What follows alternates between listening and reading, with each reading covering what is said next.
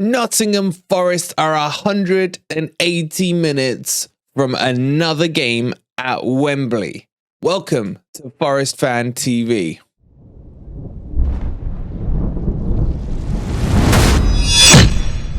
Good morning, good evening, or good night, wherever in the world you are, whatever time of day you're watching this. Hope you're having a fantastic day, and welcome to your match preview for Nottingham Forest versus Manchester United. In today's video, we're going to be going through the predicted Forest team, the predicted Manchester United team, and how we can do it and beat them.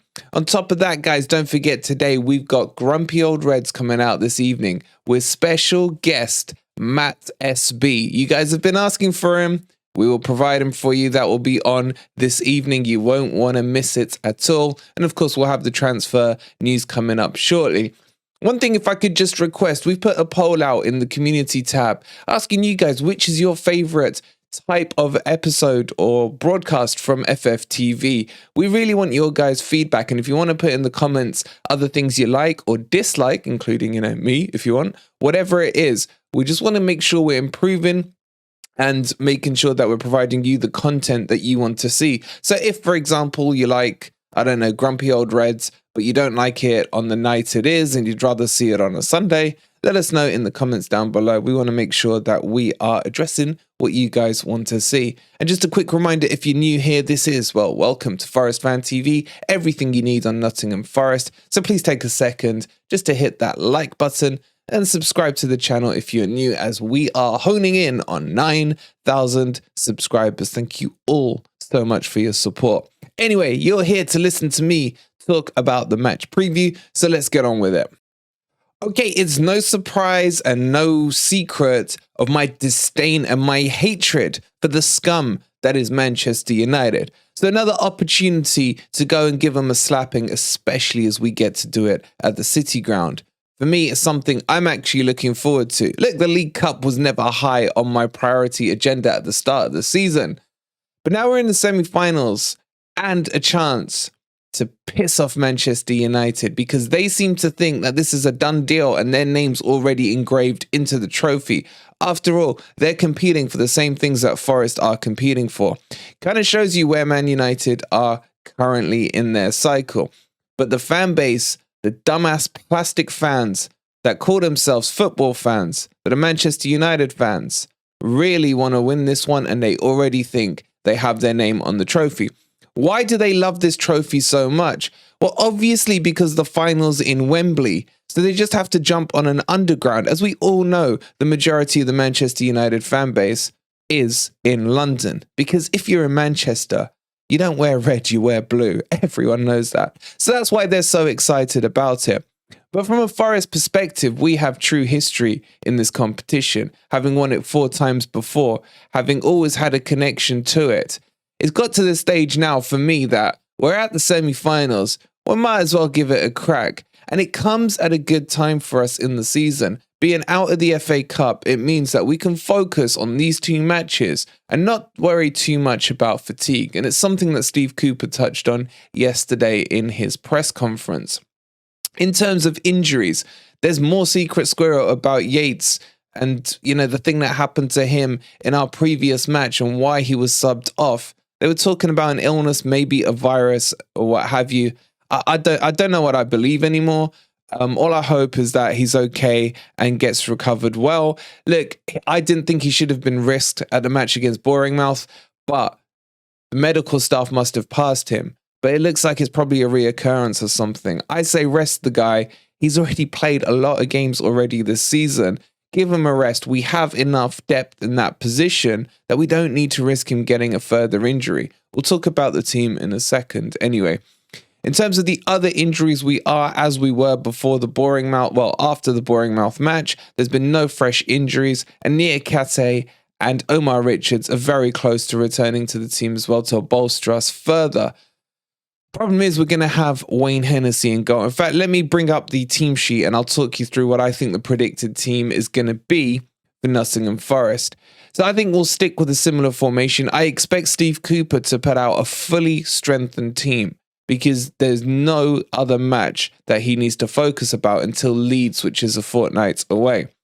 So I think obviously in goal, we're going to see Hennessy. Now, we all remember what Hennessy did at Old Trafford with his spaghetti hands, and the less said, the better. A lot of you are saying I'm being harsh on Hennessy, but I don't think he's good enough, and I want us to get, as Ant would call him, Licky Vicky, the Croatian, who I think would be a fantastic addition. But anyway, I don't think the back four will change. Both Lodi and Aurier, I felt, had poor games against Bournemouth.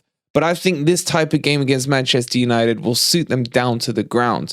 Against a better playing football team, not much better than Bournemouth, they should be able to shine. In the middle will be Bolly and Worrell. I still have my question marks on Worrell. As soon as Niakate is fit, for me, Niakate comes in, Bolly remains, and they just switch positions over to the left and right hand side. But for what we have now, I'd be happy with that back four, because that's all we've got, really. In terms of the midfield, there's been many debates over this, and I just think that Danilo will come in. I think Cooper was impressed with him enough to risk playing the kid from the start, especially as it's a cup match, especially as the atmosphere is going to be amazing at the City Ground tomorrow. I think it's time Danilo is unleashed, and I think he's going to be able to shepherd that midfield. In fact, I'd go a step further and I'd switch him round with Freuler. That would be the right way to have it. What did annoy me about Cooper's post-match interview was how he talked about how much better Freuler looked when he was going forward in the Bournemouth match, because Danilo was able to hold as the six. It's something we've been shouting out about, not just me, but a lot of you guys for months. So the fact that it's just dropped as a realization does worry me a little, but hey, at least he's got there. So potentially expect to see Danilo as the 6 and Freuler moving into the 8. Now, where I'm not sure about the team and how this will pan out will be the Mangala situation. Potentially what you could see happening is Mangala being dropped and Scarpa being put into the midfield, and then Lingard coming back in to play in that fluid false 9-3 up front.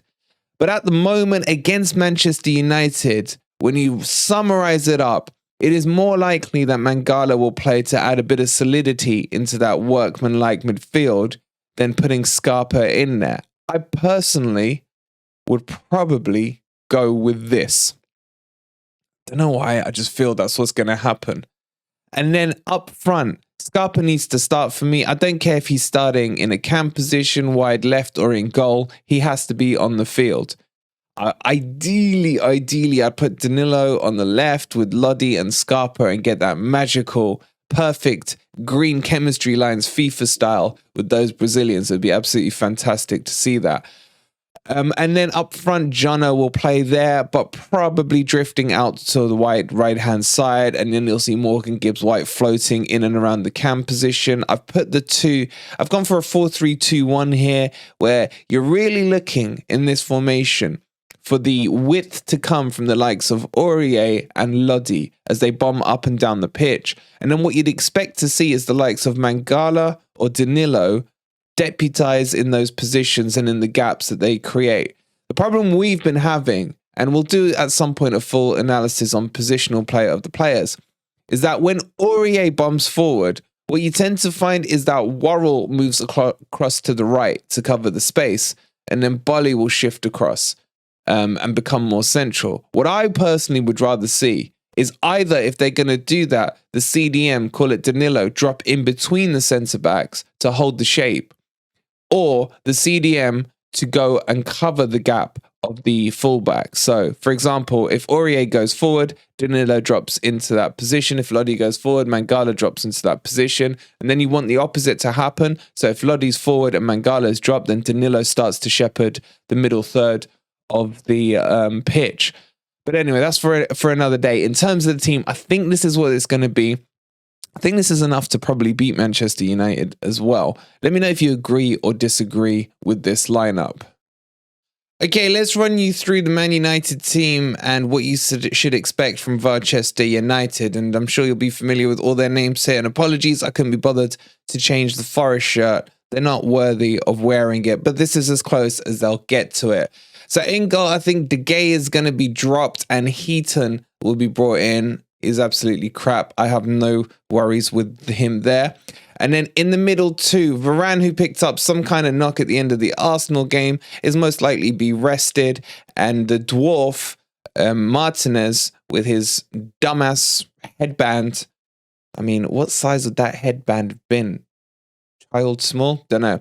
Anyway, I think he won't start either. And I think they'll bring in their reinforcements and slabhead Harry Maguire and Lindelof as well into the centre-back. So we'll probably see a weakened centre-back pairing from Manchester United. And then Wan-Bissaka will probably play at right-back because Dalot is still injured in terms of my understanding. So they're quite struggling with that. And that's a position Forest will need to target, but we'll talk about that in a second. Now you see her, Malacia is at left-back. He's pretty crap as well. The only one I think they'll bring in who missed the Arsenal game on suspension and will probably start today, well, tomorrow, should I say, is Casemiro. Casemiro will probably come in because they're fully dependent on a 30-year-old because the rest of their team is so shit. Right said Fred will probably partner him in the 4-2-3-1 formation. And then when we move it forward into the attack, you'll probably have the ferret, Bruno Fernandes, playing in the cam position. You'll have Trashford out on the left, and the ballerina Anthony, who doesn't know how to play football and should really be on stage in Broadway because all he likes to do is spin around. He'll probably start on the right-hand side, and then you'll have Slow Horse, Veghorst up front, who's absolute crap. He's their version of Wood. He really is.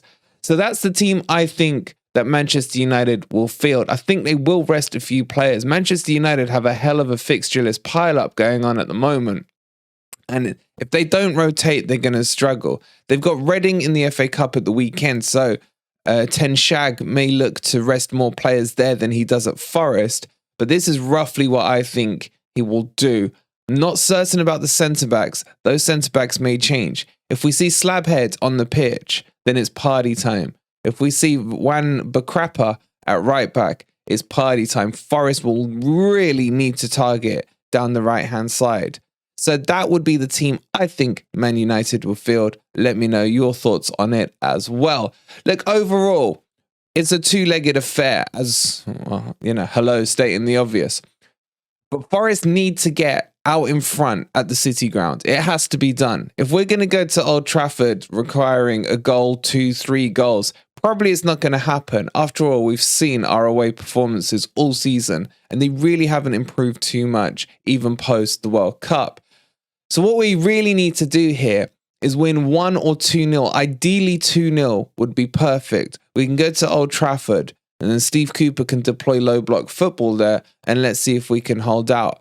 I don't fear Manchester United. I don't fear their name or their badge. They're not the team they were the last time we were in the Premier League. It's just not that team. They're in a false position in the league for me. They're way higher up than they should be. They've had real lucky results against the likes of Man City, Liverpool, even drawing a Newcastle was very shocking and surprising for me. And they've got away with a lot of Manchester United-like decisions. So not only are we going to be facing Manchester United tonight, but VAR is now back and implemented into the semi-finals. And of course, we would have the founding fathers of VAR coming to us to the City Ground on Wednesday. So it's basically us versus 12 as VAR, and the referees will play a part in this. Let me know your score predictions down below. I'm going for a comfortable 2-0 win to Nottingham Forest. I think the tactics will be grind them down till half time, wear them down, because Manchester United are struggling for fitness and fatigue for a full 90 minutes. They can't do it. I haven't seen them do it for the last 6 or 7 matches in the season so far. If we're still in the game or at 0-0, 60 minutes in, they'll gas. They always have done. And that's where we need to take advantage. So expect a grindy first half and then Forest to come out in the second half. Maybe at the 60-minute mark, Steve Cooper will make his usual changes. And that's where we should see the energy come back into the game and Forest get it over the line. But remember, this isn't a 90-minute match. This is a 180-minute match. And we're going to have to really take it to them because we've got to go to Old Trafford afterwards. And of course, the draw would end up like that, wouldn't it? Just to give Manchester United more of an advantage, because if the game is still tied after that, the penalty shootout will, of course, be at Old Shitford. So let me know your predictions down below. I'm still confident of a 2-0 win to Forest. I hate Manchester United, and I love the fact that we've got another chance to stick it to that plastic team, the plastic support, and the plastics. Let's end it there.